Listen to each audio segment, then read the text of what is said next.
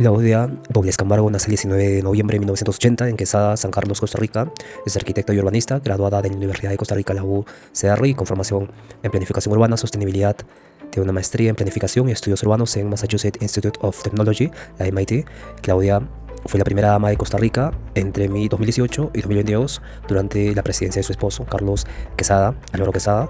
Desempeñó este papel de movilidad urbana, sostenibilidad ambiental y ordenamiento territorial, ¿no? Es la primera mujer en ser ratificada candidata presidencial del partido Acción Ciudadana. Ahora hará parte de la coalición Agenda Ciudadana para las elecciones generales de febrero de 2026. Entonces vamos a analizar éticamente, pero vamos a explicar un poco en qué nos basamos, ¿no? La ética de Aristóteles o la ética de la virtud se basa no en reglas, sino tampoco en consecuencias, ¿no? Sino que se basa en el carácter de la persona. Lo ético es llegar a ser un buen ser humano, no solo hacer actos que tengan consecuencias buenas, sino ser realmente bueno, ¿no? Buscar la eudaimonía, pero en política buscar un buen gobernante que sea virtuoso, no solo eficiente, sino virtuoso, no importa la templanza, la justicia, la prudencia. Y claro, la pregunta que debemos hacernos, ¿qué tipo de persona es este líder? Y en este caso vamos a analizar la ética de la virtud a Claudia Dobles Camargo.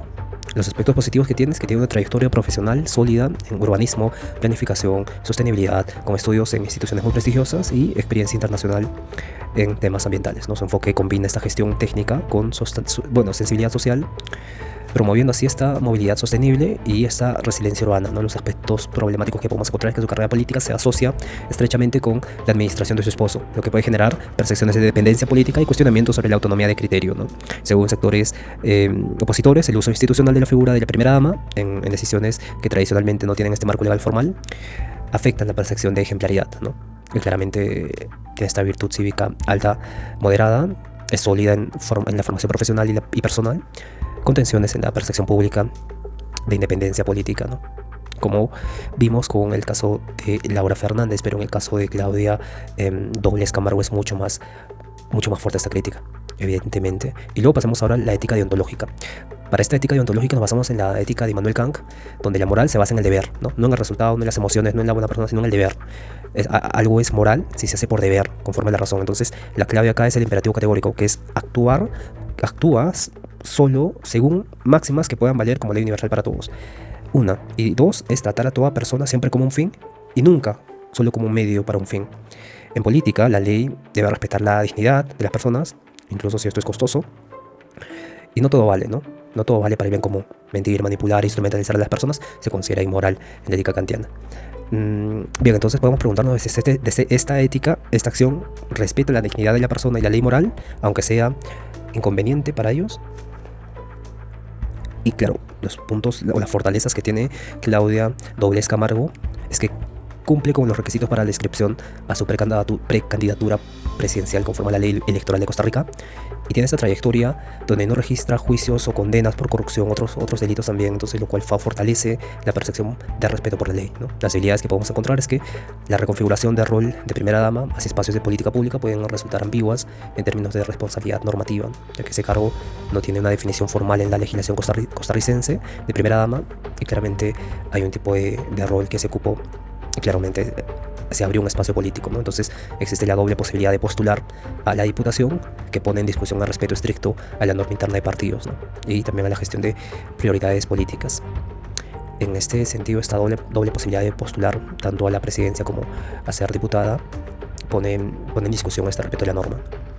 En este sentido, tiene esta deontología media alta, con cumplimiento legal en general, pero con espacios de ambigüedad, ¿no? Ambigüedad normativa en torno al ejercicio político institucional de roles simbólicos.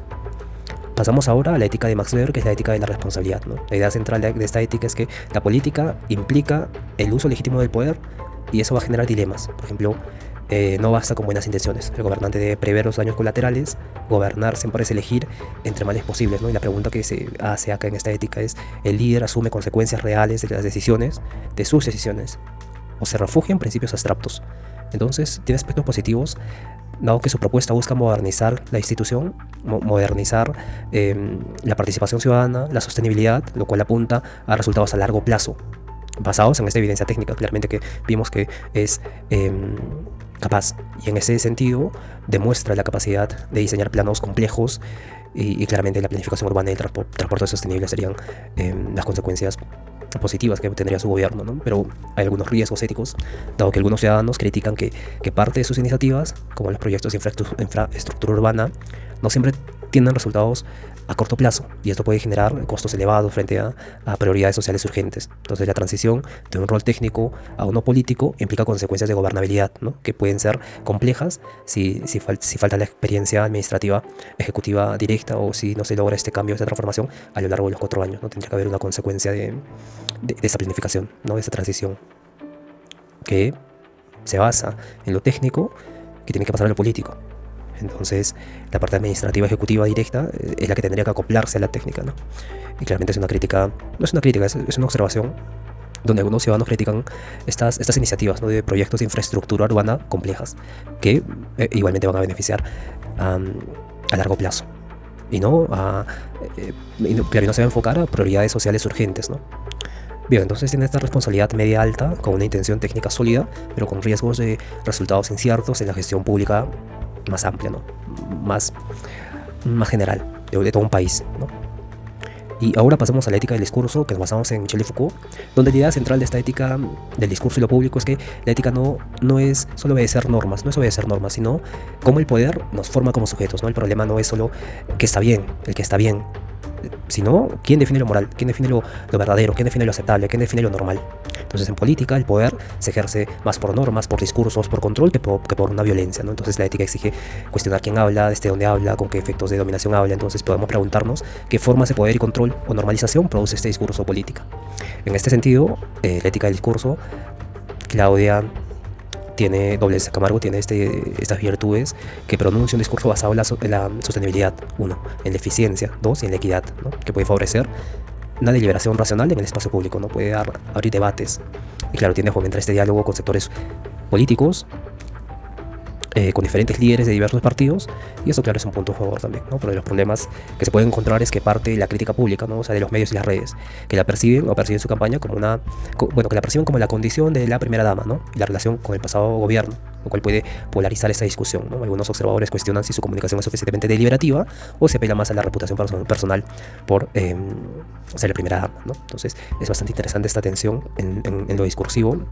Tiene ese discurso medio alto, con una orientación al diálogo, pero con desafíos de cohesión comunicativa más amplia, ¿no?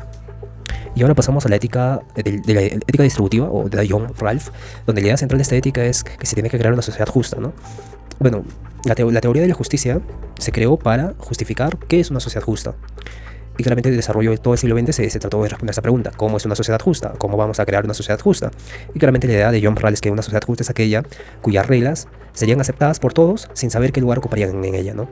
Por conceptos como el velo de la ignorancia, la posición original y los 2 principios de justicia.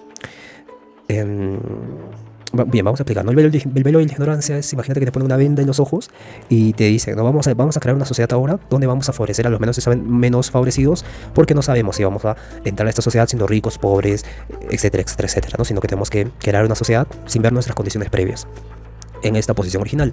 Y nos vamos a basar en 2 principios de justicia. Primera, la igualdad de libertades básicas, y 2, desigualdades solo deben existir para eliminar las desigualdades, ¿no? O sea, que las desigualdades deben existir solo si benefician a los menos aventajados, ¿no? Este es el principio de diferencia. Recordemos que Ralph era capitalista, bueno, era de derecha, ¿no? Era de derecha, pero tenía este aspecto socialista, ¿no? Y por eso lo cuestionan mucho también, pero en la política la justicia se mide por cómo trata esta persona, este candidato, a los más vulnerables. Segundo, el crecimiento económico no basta, sino se aumenta la desigualdad o disminuye la desigualdad. Entonces, el Estado debe corregir injusticias estructurales. Y debemos preguntarnos, ¿esta política mejora realmente la situación de los que están en peor situación? Y con esto vemos que su enfoque de desarrollo sostenible, la movilidad urbana, la reducción de desigualdades territoriales, toca sus principios de justicia distributiva, ¿no? Al buscar beneficiar a sectores menos aventajados. Entonces, la propuesta de modernización institucional puede fortalecer esta igualdad de oportunidad para todos y acceso a servicios públicos de calidad también. Entonces, está muy alineada con John Ralph. Y claro, hay limitaciones como que algunos componentes pueden ser más técnicos que redistributivos, y no van a priorizar directamente los más vulnerables a corto plazo, ¿no? Salud, pobreza extrema y demás. Pero en términos políticos, sí, habría una justicia distributiva media alta con esa intención de equidad, pero sin un enfoque robusto de redistribución estructural desde base. Bien, entonces, en conclusión, Claudia Dobles Camargo emerge como una candidata con una trayectoria profesional y ética sólida, y con esta técnica también bastante sólida, con una formación académica destacada, experiencia en desarrollo sostenible, planificación pública. Entonces tiene alta competencia técnica y enfoque de sostenibilidad, cumplimiento de normas en general, ausencia de antecedentes judiciales negativos, este discurso orientado a la deliberación y el diálogo con potencial para institucionalizar la política en un ámbito mucho más democrático, ser la más democrática. Sin embargo, esta posición como rol de primera dama y su vínculo con los gobiernos previos pueden afectar esta percepción de independencia o legitimidad política, ¿no? Lo que limita su puntaje ético frente a líderes con trayectoria política más autónoma. Entonces, su enfoque de justicia distributiva es prometedor, pero más centrado en la gestión y la eficiencia que en la verdadera redistribución estructural, ¿no? Su perfil ético es sólido, técnicamente competente, con áreas de mejora en independencia política y una priorización clara de justicia social profunda, y podemos darle un 65 sobre 100, ¿no? Incluso me atrevería a cambiar esta posición a un 70 sobre 100. Pero nos vamos a analizar con otros candidatos también, ¿no? Entonces, gracias por escuchar.